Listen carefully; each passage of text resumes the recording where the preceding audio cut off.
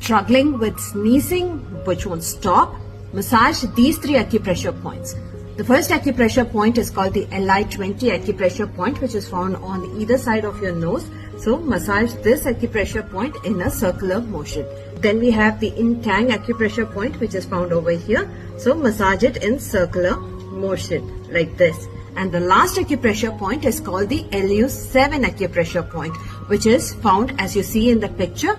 Massage this acupressure point. Massage these 3 acupressure points for a minute or 2 to feel the difference.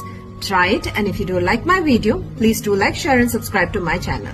Thank you and have a great day. Bye.